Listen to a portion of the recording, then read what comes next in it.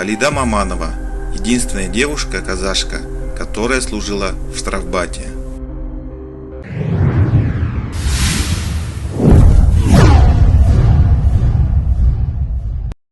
Ее семья была раскулачена. Девушку объявили дочерью врага народа.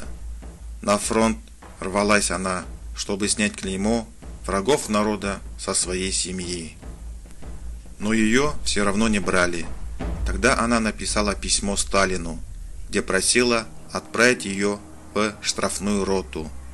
«Если останусь жива, снимите все обвинения с меня и моих родственников», – писала она.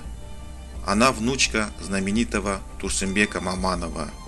Ее дед был меценатом, открыл бесплатную школу Мамания со всеми условиями, с общежитием для детей, где преподавали лучшие учителя из Стамбула и Казани.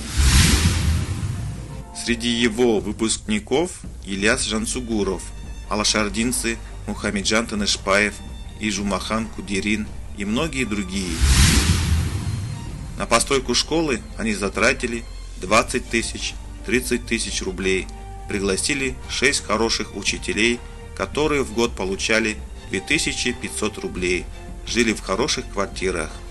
Талантливым ученикам представляли возможность учиться за границей, беря на себя полное содержание.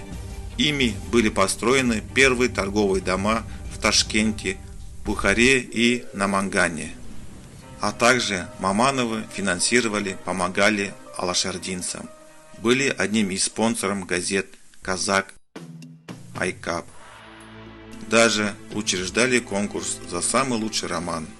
Исенкул Маманов, желая оставить память о своих внезапно умерших маленьких сыновьях Ануарбеке и Ниязбеке, объявил в 1913 году конкурс на первый казахский роман с призовым фондом 2000 рублей, огромные по тем временам деньги, в котором одним из победителей был Султан Махмуд Турайгыров с романом «Камар Сулу».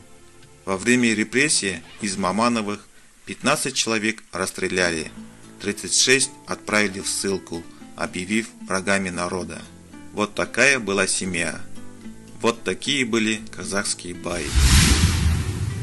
Что касается Халиды Мамановой, ей не только удалось добиться отправки на фронт, но и пройти всю войну и получить офицерские погоны. Дошла до Берлина в звании капитана медицинской службы. После войны стала доктором медицинских наук.